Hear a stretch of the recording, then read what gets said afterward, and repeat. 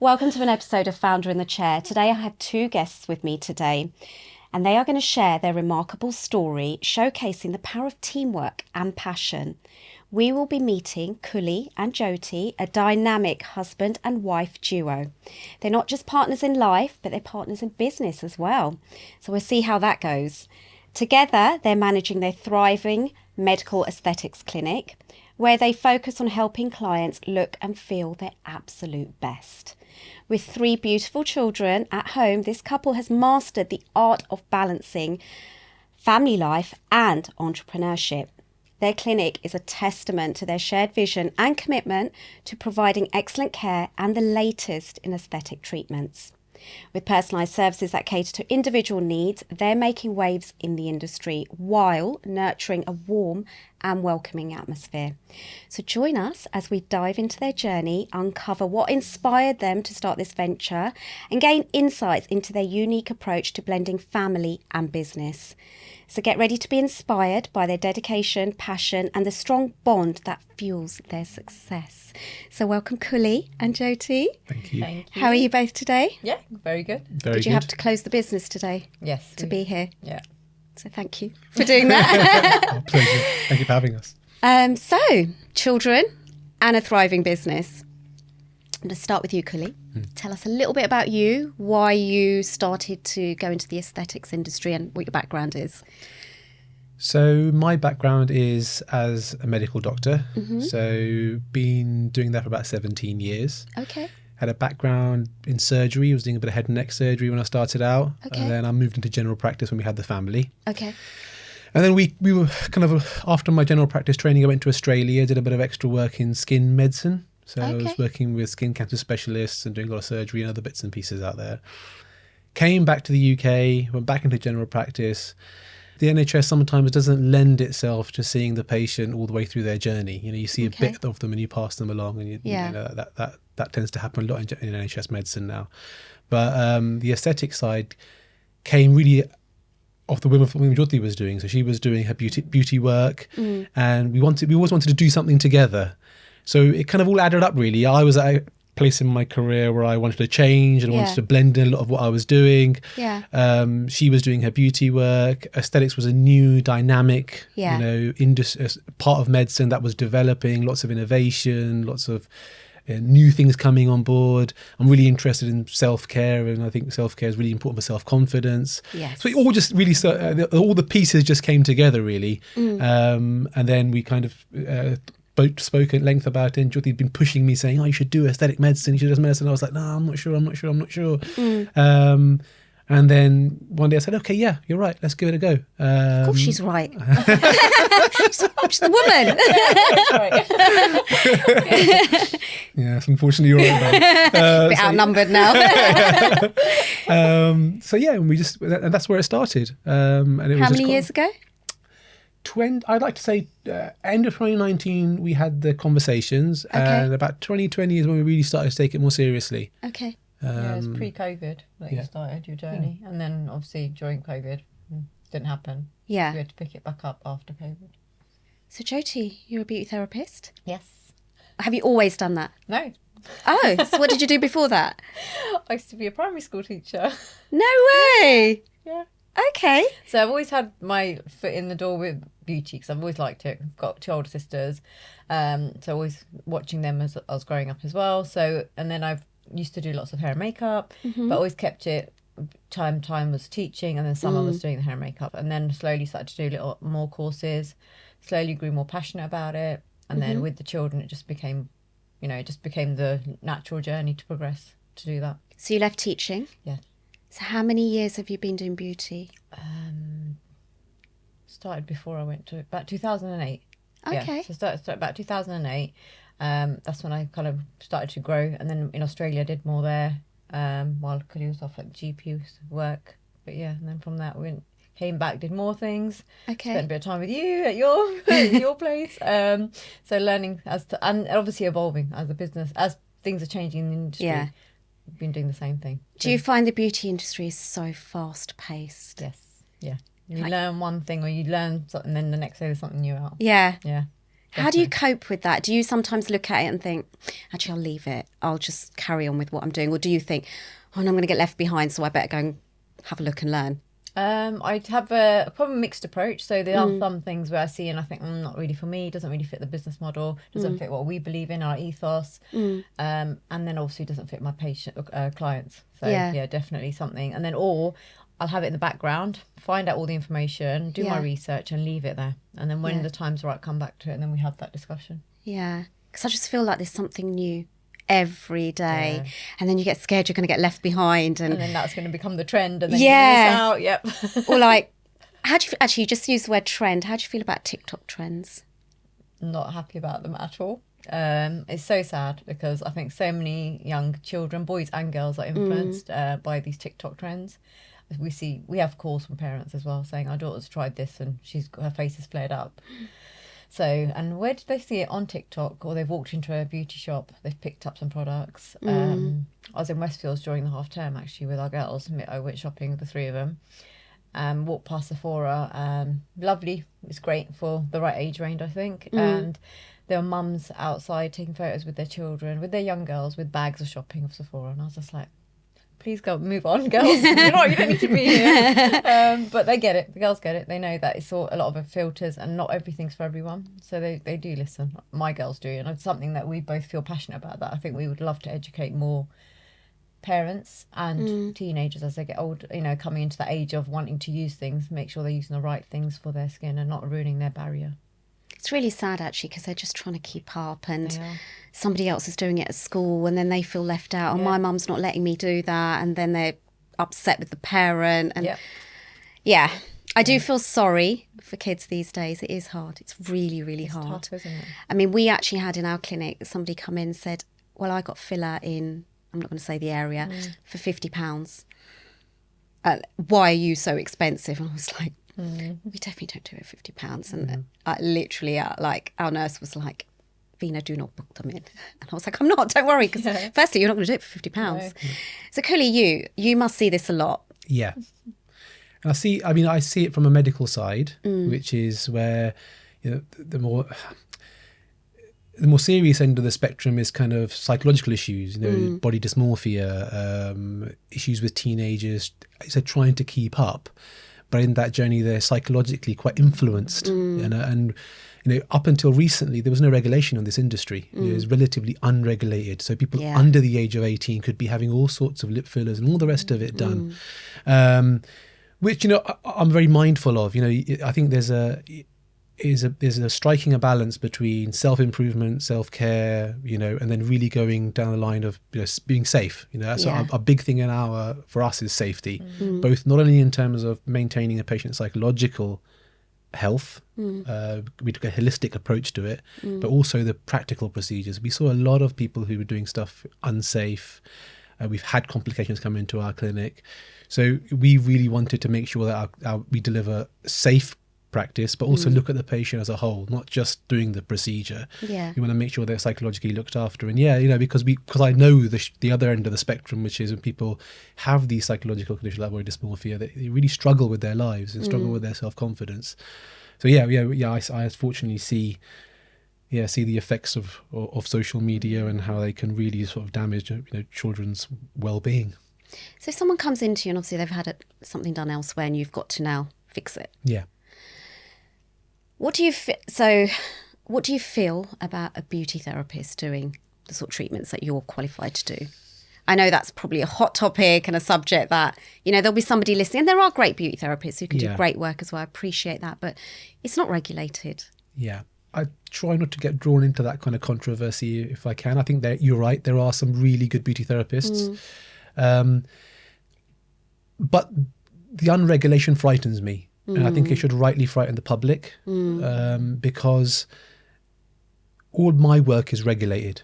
I'm held to a standard, and I have to maintain that standard. And it's a rigorous standard. And across all my medical specialities that I've done, I've had to maintain that standard. All the specialists that work within all the hospital settings or in general practice, wherever they may be, they have to be held accountable for the work they do. And the public they know there's safety there. You know, there's a regulatory body. There's a whole ream of kind of places that people can go to if they feel that things haven't gone right. Yeah. They don't have that with a beauty therapist. Yeah. You know, and so as a consequence, when errors happen, they've got nowhere to go.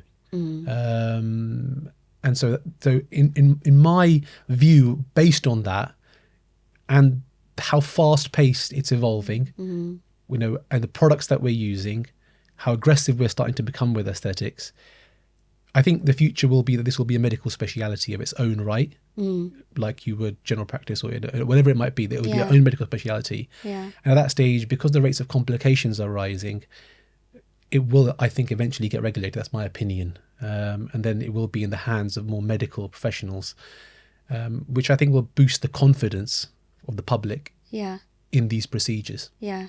It's a shame that it's probably going to be something really bad that happens before the regulation really does kick in. We've had a few bad cases in the last already, 18 months, and nothing's changed yet. No. Yeah.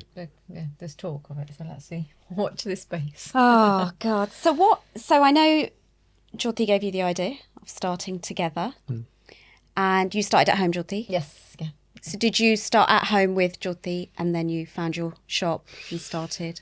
Yeah, so we started we had a little room behind our garage, which I actually wanted to have as my man cave. That was the initial kind of plan for that room, which swiftly got changed over to having a clinic, which initially I was kind of like, damn, you know, that was my one chance of making a man cave, which got scuppered. But anyway. He'd already got it ready. He had a new floor, had the walls done, he put some new shelves in, and then while he's at work one day, I was like, I know I can do this. Is that what you did? That's exactly what happened. Well done, Joaty. Unhappy. And then he came home and he was like, I was like, look. And he's like, what?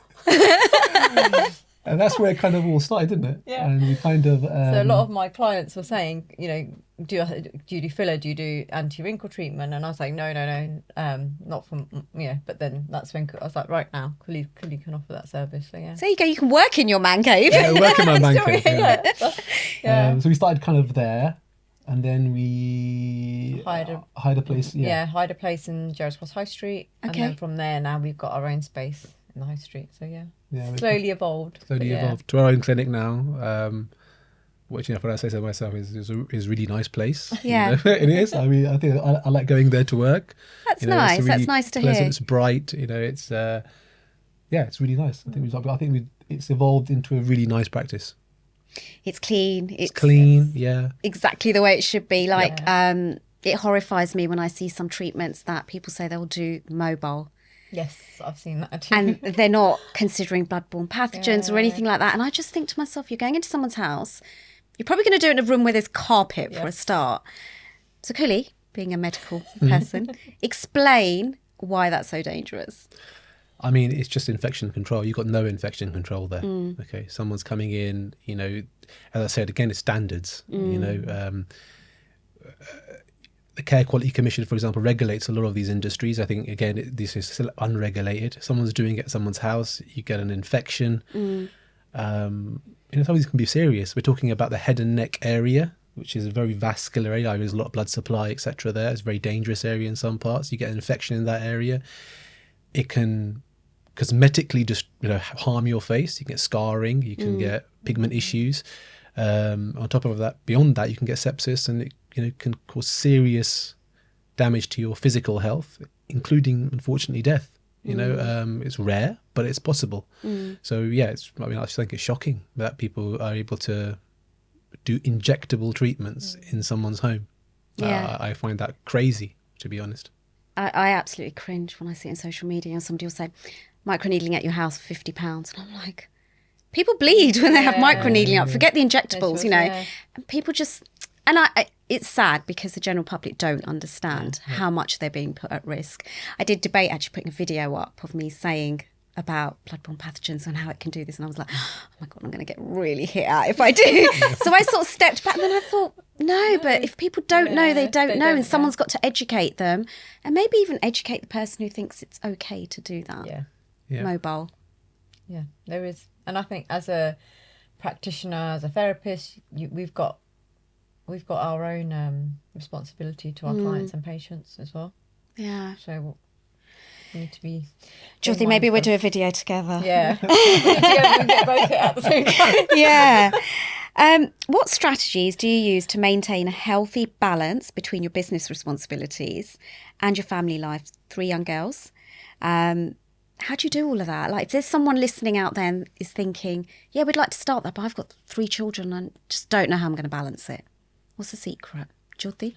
I think it's basically being organised. So if your plan is that you want to start something, then definitely do it. Have the courage. Always try it. It's better to try something than not try, I always say.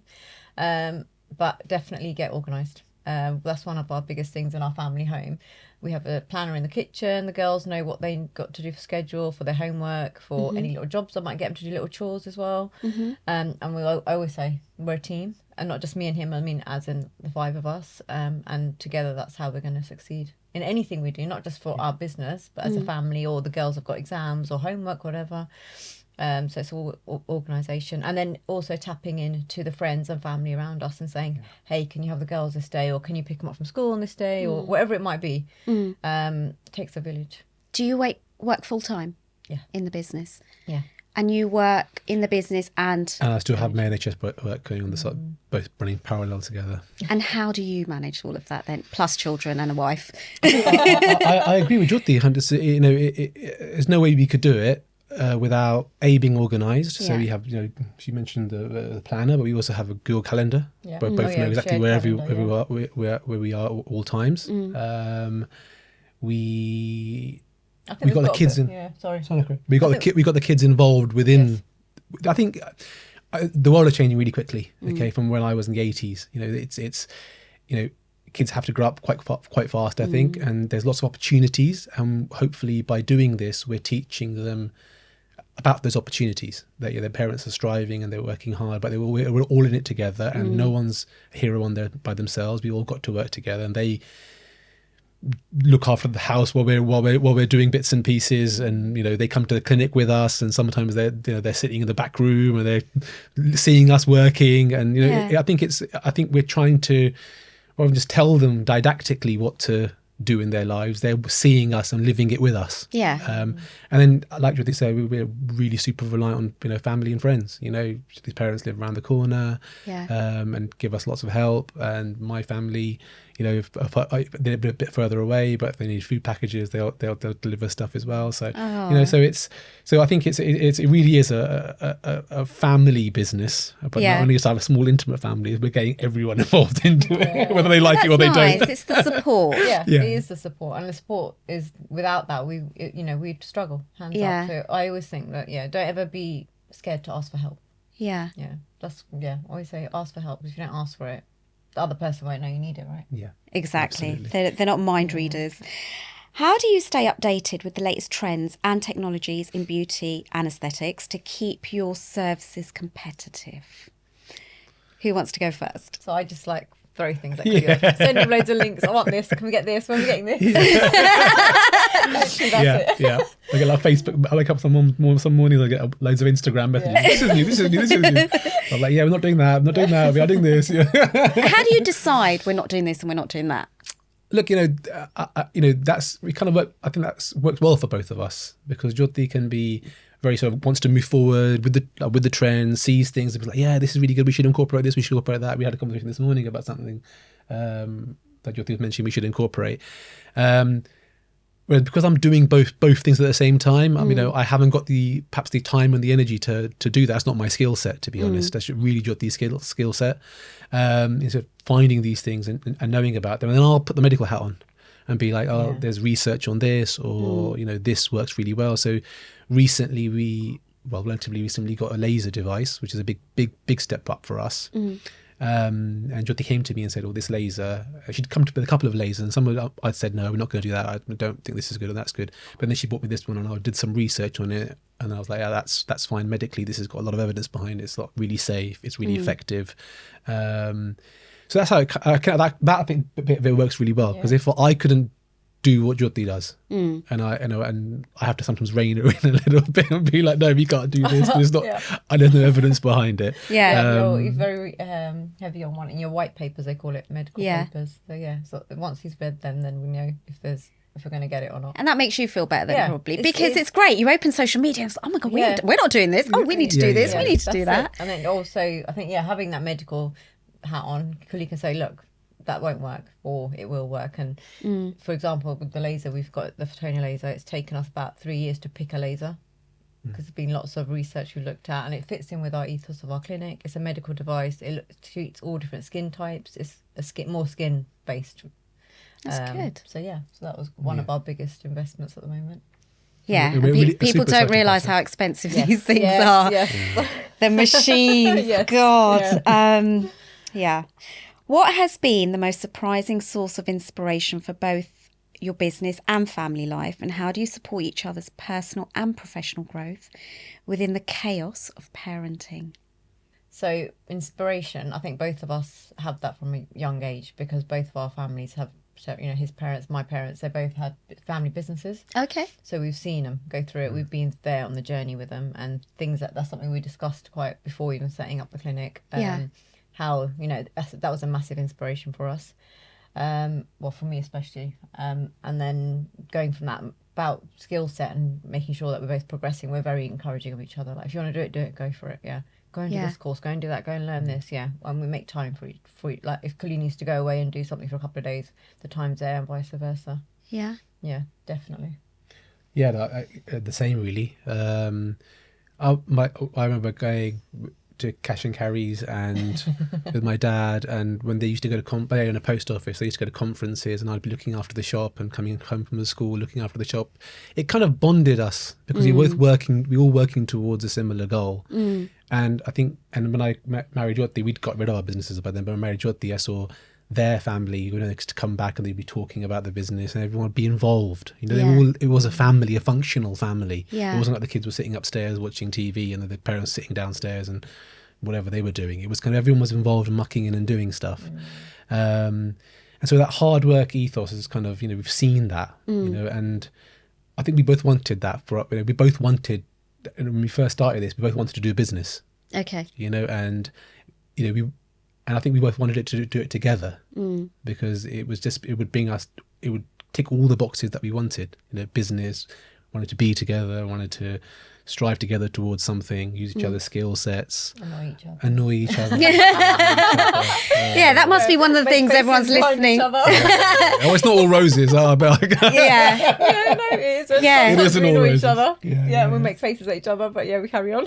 Yeah, it's like if you've had an argument at home or a disagreement, and then you've got to go to work. And then it's all good at work. Yeah, put a face on in front of the clients. Yeah, we're fine. There's many occasions when we've gone to work, and the client said, "Oh, it's really nice that you guys are working together, and you were such a nice positive energy together." And I don't know, behind the scenes, it was a party in the morning or something. Yeah, but that's going to be natural, That's isn't it? That's right. life. Absolutely. And there probably are some couples who would be absolutely cannot work Yeah, we can get a lot with of my clients saying partner. that. Yeah. Which that's it. That's what it is. So Kully, you're obviously still working for the NHS. Is there a plan to ever leave and just run this fully, or do you think you'll always do both? I think I'll always probably keep. I there's parts of the NHS I'm really passionate about, which is I really believe in the free at the point of access, which is where I am. So I'm at the point where people come into the service for the first time, whether you've got a problem, you need some medical help, and bang, we're there. But I think for what it does, it's really good, and I believe in that. So that part of it, I'd really still like to offer that. But my passion has changed over time, and I'm really passionate about this side of things. I think more so in terms of the effect the treatment has on the confidence of people. It really, sometimes I've seen people come in and they feel really depleted and down, and I have the ability then to actually change that, and they walk out and they're really happy, or they come back to me 2 weeks later and they're like, oh my God, it's fantastic, I feel great. Whether that be from filler treatment, or from anti-wrinkle treatment, or from laser, or from the plethora of things that we do, all the way to things like lesions, facial lesions that we can remove now with the laser. All of those things have a positive impact on a person's life. And on the NHS side, I get a lot of negative things come through. It's just part of the job. But on here, I'm able to make a positive difference in people's lives. So I maintain that, and I have a resemblance of control. I can I can create the business, I can mold it, I can work with Joaty, I can, so yeah. So the short answer to your question is no, I'll never leave the NHS, I don't think, but I'll probably do less of it. Okay. So running a business isn't just doing the treatments. Social media, which we all know is a job in itself. Who does that? Me. I do most of the admin side of the business. So the ordering of stock, the social media, getting Kully to sit down. Come on, we're making a video now. Yeah, I've seen some of them.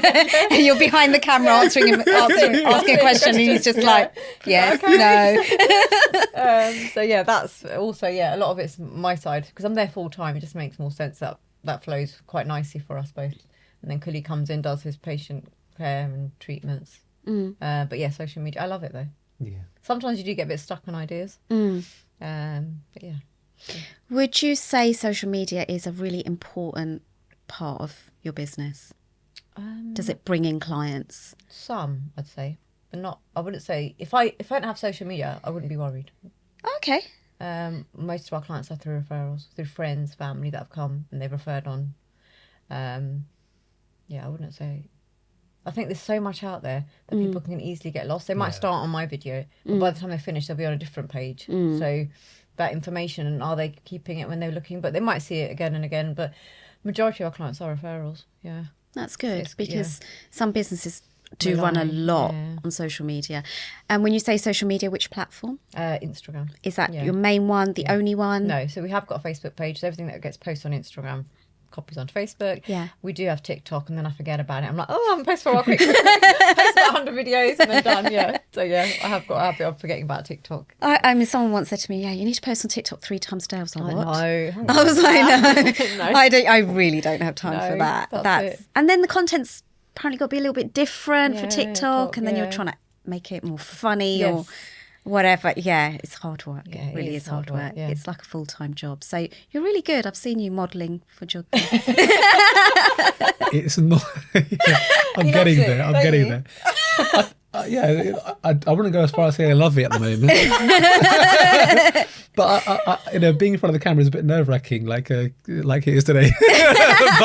but it's I think it's a challenge. It's something different, and a lot of doctors are still quite conservative in their approach to stuff, but it's the ability to kind of do something creative, which I don't get a chance to do. A lot of it's just kind of clinical work is quite kind of guidelines and seeing patients and stuff. But this is a bit different, so it's good. It's fun. Yeah, it's fun. It's an element of fun. It's an element of fun. Yeah, and I have noticed that when we post on social media, if you put yourself on, then you're doing something funny. Like I posted a video of me doing the mop, in a red dress. And that got so many views and likes, but people also booked as well because you just you just came on the radar again, and they made bookings out of that. Whereas I might post a facial, we didn't get any bookings on the back of that. Strange, isn't it's it? really it's just you do have to put yourself out there now. It is branding yourself. Your face and people want to know who they're going to. I think because the industry is it's competitive. And that's fine, but but then people have that because they have so many options. They want to know who they're going to, what they're like, what their personalities are like. So it's a really good way of I think it's a good way of showcasing our personalities. I don't think we've got there. I don't think I'm there yet. Until I'm still a bit like, okay. but I think hopefully you're getting there. I'll get there. You're definitely getting there. No, you're right. People do buy people. Yeah. Sometimes people are buying emotionally, like especially with what you do, with what you said with body dysmorphia and things like that. If they think, I think Kully can help me. He'll understand. Plus, he's a doctor. I'll go to him. So then they're buying emotionally. So I think it's really important to put your face out there. So Joaty, get on videos. Do some more. Where have you just been? You should. Day in the life. I mean, people love a day in the life. You'll start with making coffee for me. Joaty's still in bed. Here you go, darling. Literally that. And then he's doing the kids' breakfast. Then they're going to be like, oh God, does Kully do everything? Wow, she's such a princess. Sits on her phone. Doing social media while the poor guy does all the work. Oh, bless. Well, thank you. So thank either one you. of you, if you'd like to just look to that camera, how do people get hold of you? Website, social handles? Yeah, so our Instagram handle is at GX Skin Clinic. Our website is www.gerardscrossskinclinic.com. And our phone number is 01753 309095. And email is info@gxskinclinic.com. Thank you. No, thank you. Anything else you want to add? No. No. Wow, he's quiet. Oh my God. Shut him up. I think one of the things that we haven't touched base on, but I would like to, and is that I think it's really important that, especially South Asians, we see a lot of them come through that haven't been educated in the right skincare protocols for their skin. Mm-hmm. So we see a lot of them have made things worse. So we're trying to repair that, and also give them the right treatment modalities and skincare ranges. So that's kind of one of our biggest things. Is we want to educate more people, especially within our community, to make sure they're using the right stuff for themselves. Skin of colour is underrepresented, I think, in the aesthetic Yes. market, and I think there's lots of treatment. People don't know about it. They think it's reserved for not them, which is not true at all. There's we can treat all skin types. We can, and we'd love to help people of skin of colour to try and wherever their concerns are, we would love to be able to help them. So if you've got any problems and you don't know what to do or where to go, we're here to help. Yeah. That's a really good point. Thank you. No, thank you. Thank you. Thank you so much for watching this episode of Founder in the Chair. So do look out for their episode. It's lots of fun seeing a husband and wife working together. And please do like, follow, share and subscribe wherever you are watching or listening. Thank you.